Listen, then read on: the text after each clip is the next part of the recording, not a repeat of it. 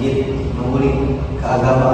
Dari kemarin kita lebih ke arah intelektual terus ya, kita belajar. Sekarang kita lebih ke arah agama ya. Karena hidup ini tanpa agama itu ibaratkan nasi tanpa lauk. Karena di dalam agama ini bumbu kehidupan itu apa yang kita harus tahu.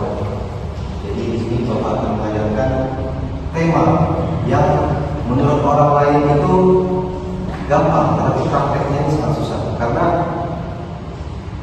ada yang ketebak apa yang akan kita bahas hari ini? Ada yang ketebak?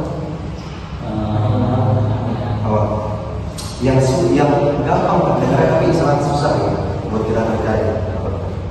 Sholat. Itu salah satu ya, tapi bukan yang akan kita bahas hari ini. Memberi maaf. Memberi maaf betul sekali. Memberi maaf.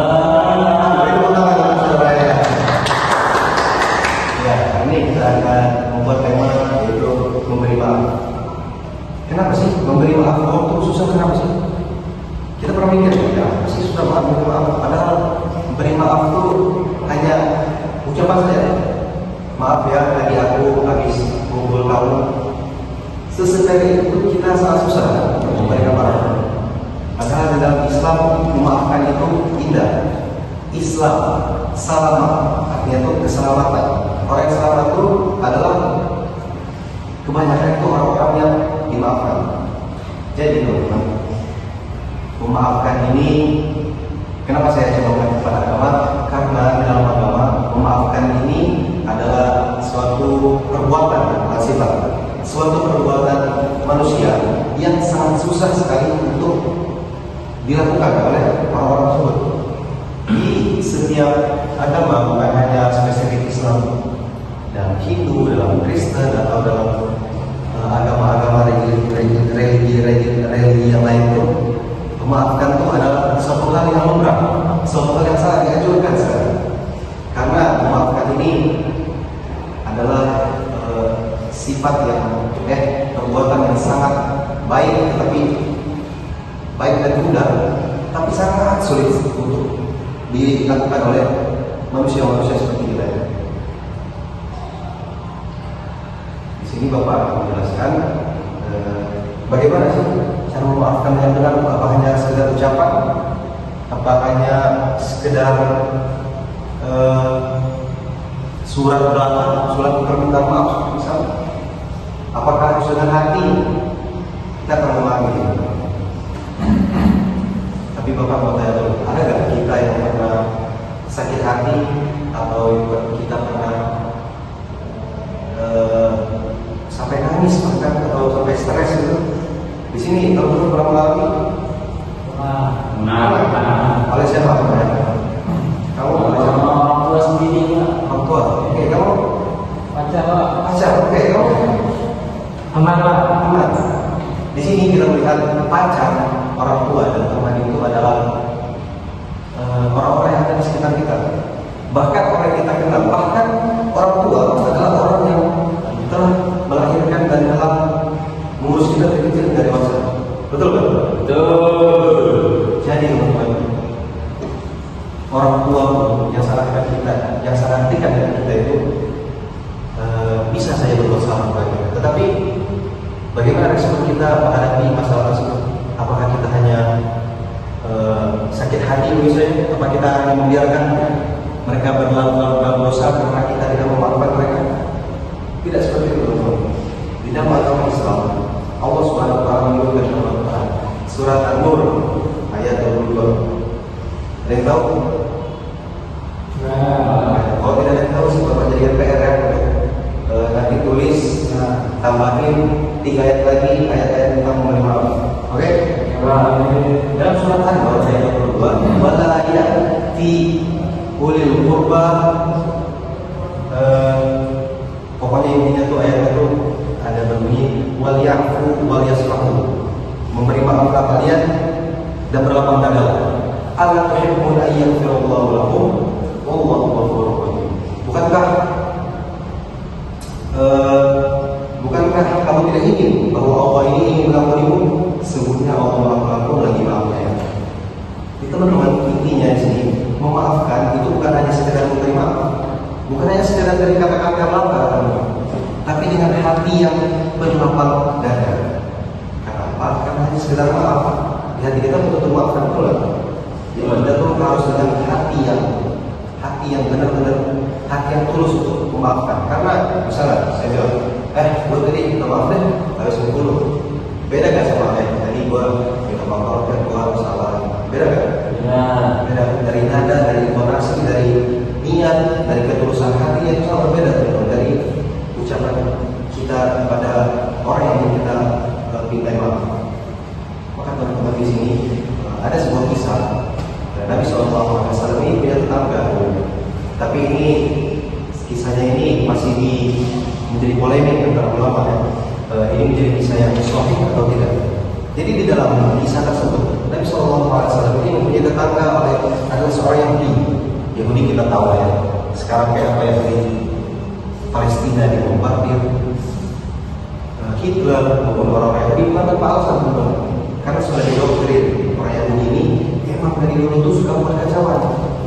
Palestina aja tanahnya sendiri, rumahnya sendiri itu diambil teman-teman. Apalagi Nabi SAW yang notabene tetangga yang sendiri itu Yahudi. Kita bayangin aja, kita tetangga yang sama-sama Muslim, yang rasnya sama, sukunya sama, negaranya sama aja masih nyinyir, betul? Apalagi Nabi SAW ini tetangganya seorang Yahudi itu. Maka di sini Nabi SAW ini saat itu sedang tidur. Tapi ini disclaimer dulu, ini kisahnya belum tentu sahih. Tetapi ini bisa dijadikan bahwa hadis yang tidak sahih, tetapi memiliki isinya itu kebaikan, maka tidak apa-apa kalau kita. Di sini diceritakan Nabi SAW itu tidur. Tidur kita bayangin lagi tidur enak-enak. Tiba-tiba ada yang lempar kotoran sama besi-besi kawat. Intinya duri. Terus Nabi SAW setelah melihat, Nabi SAW tersenyum saya. Tersenyumnya ini kayak, ini siapa sih ini yang lempar? Coba teman-teman, kalau kita yang lempar, kayak mana kita marahnya? Kayak gimana? Jendela kita harus dilempar. Ini kotoran udah bau, bersihnya susah, duri lagi, megang gimana? Maka saya teman-teman, Nabi SAW seorang Nabi. Dulunya Nabi SAW ini setelah pindah ke Madinah itu menjadi pemimpin Madinah. Orang-orang yang berkuasa seperti itu, orang-orang yang memiliki pangkat, yang memiliki tingkatan, yang memiliki wewenang yang tinggi saat itu pun masih bisa diperlakukan seperti itu. Apalagi kita manusia biasa, apalagi kita manusia yang banyak dosa, yang ujiannya itu dikit sekali, ujian iman kita ini. Bagaimana teman-teman kita menghadapi hal ini? Kalau kita menjadi Nabi SAW, pasti kita akan marah, pasti kita akan mengucapkan kata-kata yang tidak pantas kepada tetangga tersebut. Kita diomongin aja teman-teman, yang nggak pakai fisik, yang nggak pakai alat, kita masih sakit hati dulu. Ada yang sampai berantem sama tetangganya. Tapi Nabi SAW ini memiliki akhlakul karimah, akhlak yang sangat mulia. Udah di berapa nama Quran apa ya? Ada yang tahu? Ayat bahwa Nabi SAW diutus untuk menjadi teladan bagi seluruh manusia. Apa? Ada yang tahu? Nah, nanti menjadi PR ya. Jadi surat An-Nur sama ini jadi PR ya. Nanti sudah. Jadi Nabi SAW ini diutus untuk menjadi akhlak yang mulia.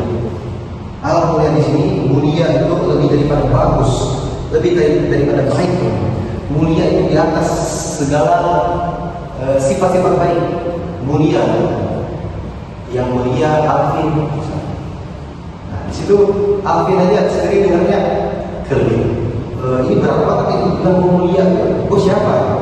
Nah, Nabi SAW dari tiga itu teman-teman. Apa namanya? Akhlaknya, akhlakul karimah. Tetapi teman-teman, balik lagi ke cerita tadi. Nabi SAW hanya tersenyum melihat ada kotoran, melihat ada besi di situ. Maka Nabi SAW ini setiap hari teman-teman, hampir setiap hari digituin sama tetangganya sendiri. Hampir setiap hari bukan kafir. Kalau bahasa sekarang kan jadi bukan kafir, Islam. benci Nabi Muhammad. Nabi Muhammad ini udah tahu teman-teman, agama Islam ini udah dibukakan hijab oleh Allah ini, agama Islam ini agama yang benar. Tapi Nabi SAW ini masih memaafkan teman-teman, masih tersenyum, masih berbuat baik, tidak ada dendam teman-teman di dalam hati Nabi SAW. Masya Allah ini sekali. Kita harus bangga menjadi umat Nabi SAW. Maka bangganya kita ini dengan menjadi umat Nabi SAW ini, kita itu mewariskan apa yang sudah dijadikan oleh Nabi. Kita tidak bisa jadi Nabi, kita hanya bisa mewariskan ilmu-ilmu yang telah diajarkan oleh Nabi SAW. Maka di sini tiba-tiba orang Yahudi ini sakit demam yang sangat luar biasa sekali. Sakit demam, pokoknya parah dah. Di sini Nabi SAW ini apa coba? Kita ini tahu tetangga kita sakit, yang suka menjenguk kita, yang suka melempar kita dengan kotoran, apa yang kita lakukan? Coba saudara, kita apa yang kita lakukan? Kalau misalnya dia sakit, yang suka menjenguk kita, apakah Anda akan mendatangi atau akan rasain? Bagaimana? Seperti dibilang tadi Bapak, ya kita sebagai seseorang yang baik ya, kita sabar. Masya Allah. Oke, sabar. Oke, baik. Tepuk tangan buat saudara. Ya, tindakan yang bagus ya. Tapi nanti kalau kita rally aja, kita melihat seperti apa ya. Insya Allah sama seperti yang dicoba. Jadi teman-teman, di sini Nabi SAW ini apa coba yang dilakukan Nabi SAW? Apa coba? Apa tuh? Kira-kira Nabi SAW menjenguk di luar nalar kan? Tetangga yang sudah jahatnya, na'udzubillah min dzalik, tetapi masih dijenguk oleh Nabi SAW. Apa coba kurangnya? Dan Nabi kita ini, contoh teladan kita ini apa? Sifat memberi maaf itu sangat luar biasa sekali teman-teman. Sifat yang berhati mulia, berhati bersih, yang tidak ada satu orang pun yang bisa seperti Nabi SAW. Tidak ada. Yang sama sifatnya itu tidak ada. Tapi yang mungkin ada, tapi yang sekarang itu saya yakin itu tidak ada. Terus menurut saya, Nabi SAW menjenguk, tok. Saya mau jenguk kamu, dia ini sedang sakit, pokoknya silakan masuk. Terus kata Nabi SAW, pas jenguk, kata orang yang punya apa? Duh, Muhammad, kok kamu tahu sih, aku lagi sakit, kata orang yang punya. Terus kata Nabi Muhammad, ya tahulah, biasanya kan kamu yang lempar kotoran, yang lempar kuning ke rumah saya. Tetapi kok saya heran, jadi berapa hari nggak ada lagi. Pas saya jenguk, ternyata kamu yang beneran sakit. Di situ teman-teman, orang yang punya itu menangis, meringik. Pokoknya dia tuh langsung memeluk Nabi SAW karena kebaikan hati Nabi SAW. Pokoknya sudah di atas rata-rata. Maka situ dia pun mengucapkan dua kalimat. Maka teman-teman, inti atau pelajaran yang kita ambil dari baca ini adalah memaafkan itu mudah, tetapi tidak mudah untuk dipraktekkan. Kalau kita susah untuk memaafkan, maka ingatlah janji Allah tadi di surat An-Nur ayat 22 dan hadis dari Rasulullah SAW tadi bagaimana keadaan hati kita. Mudah-mudahan sudah dipahami teman-teman. Sekian materi kita hari ini. Tapi setelah ini Bapak akan mengajukan pertanyaan sedikit untuk teman-teman agar kalian itu berpikir bagaimana kalau kalian di situasi tersebut. Di sini Bapak akan menanyakan pertanyaan kecil yang berhubungan dengan lingkungan. Bagaimana kamu apabila di posisi seperti ini? Bapak bertanya, gimana kamu seandainya kamu berada di posisi ini? Bagaimana tindakan? Bagaimana kamu mengatasi hal itu? Dari saudara siapa ini namanya? Rian Faldo. Oke, Rian Faldo. Bagaimana kalau kamu ulang tahun tetapi tidak ada yang merayakan? Apakah kamu sedih? Apakah kamu husnuzon? Oh mereka lagi sibuk dengan saya. Bagaimana? Kalau kamu singkat saja. Karena saya dulu yang merayakan ulang tahun saya itu cuma keluarga besar